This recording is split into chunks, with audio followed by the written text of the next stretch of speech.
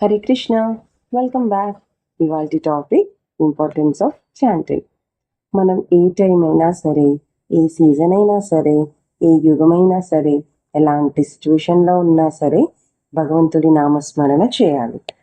సత్యయుగం లేదా కృతయుగంలో భగవంతుడి అనుగ్రహం పొందడానికి తపస్సు చేసేవారు. త్రేతాయుగంలో యజ్ఞాలు, యాగాలు చేసేవారు. ద్వాపర యుగంలో పూజలు చేసేవారు. కలియుగంలో అంటే ఇప్పుడు మనం భగవంతుడి నామస్మరణ చేయాలి. కోర్స్ పూజలు కూడా చేస్తున్నాం, కానీ నామస్మరణే శ్రేష్టం. అలా అని నామస్మరణ చేయడం కలియుగంలోనే కాదు, ఏ యుగమైనా నామస్మరణ అనేది చేసేవారు, చేస్తారు.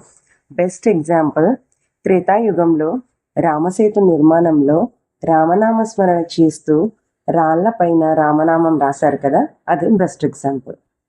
4 యుగాలు అనేవి సైకిల్ లాగా రిపీట్ అవుతూ ఉంటాయి. సత్యయుగం లేదా కృతయుగం, త్రేతాయుగం, ద్వాపరయుగం, కలియుగం అయ్యాక మళ్ళీ సత్యయుగం లేదా కృతయుగం స్టార్ట్ అవుతుంది. ఏ యుగమైనా, ఏ కాలమైనా భగవంతుని అనుగ్రహం పొందడానికి అతి సులభమైన మార్గం భగవంతుడి నామస్మరణ. ఇది చెప్పడానికి నా చిన్ననాటి అనుభవాన్ని మీతో పంచుకోవాలి అనుకుంటున్నాను. నేను చిన్నప్పుడు మా తాతగారు, మా అమ్మమ్మ వాళ్ళ ఇంటికి వెళ్ళినప్పుడు, అప్పుడు అరౌండ్ 30 years బ్యాక్, నేను పెరిగిన వాతావరణంలో ఇల్లు ఎలా ఉండేది అంటే, లివింగ్ రూమ్లో టీవీ ఉండేది, హాల్లో wooden sofa set, wooden centre table, chairs, పైన 4 sides ఫోటో ఫ్రేమ్స్ ఉండేవి. మా తాతగారి ఇంట్లో ఒక ఫోటో చాలా యునీక్గా, కొంచెం పెద్దగా ఉండేది. అందులో 16 పదాలు రాసుండేవి. అవి హరే కృష్ణ కృష్ణ కృష్ణ హరే హరే, హరే రామ రామ రామ హరే హరే అని రాసుండేవి. నేను అప్పుడు అనుకునేదాన్ని, ఇంత సింపుల్ మంత్రాన్ని ఫోటో ఫ్రేమ్ చేయించి మరీ పెట్టారేంటి అని. అది అలా ఉంటే నేను మా తాతగారి దినచర్యని గమనించేదాన్ని.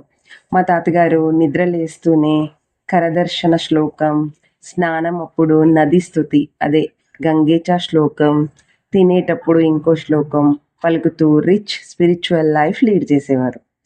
మరి అప్పుడు నేనేమో చాలా చిన్నదాన్ని. నేను మా తాతగారిని అడిగాను, నేను కూడా మీలాగా అన్ని శ్లోకాలు చదువుతాను అని. అప్పుడు మా తాతగారు చెప్పేవారు, నేర్చుకుందువు కానీ ఈలోపు ఈ అన్ని శ్లోకాలకు రీప్లేస్మెంట్ అంటే అన్ని శ్లోకాలకు బదులుగా ఒకే ఒక్కటి నేర్చుకో అని. అదే హరే కృష్ణ కృష్ణ కృష్ణ హరే హరే, హరే రామ రామ రామ హరే హరే. నాకు అప్పుడు అర్థమైంది ఆ మంత్రం యొక్క గొప్పతనం, అందుకే దాన్ని ఫోటో ఫ్రేమ్ చేయించి మరీ పెట్టారు అని. ఆ మంత్రాన్ని జపించడం వల్ల కలిగే ఆనందం ఏంటో అప్పుడు నాకు అర్థమైంది. ఈ ఒక్క మంత్రంతో భగవంతుని స్మరించవచ్చు అని తెలుసుకున్నాను.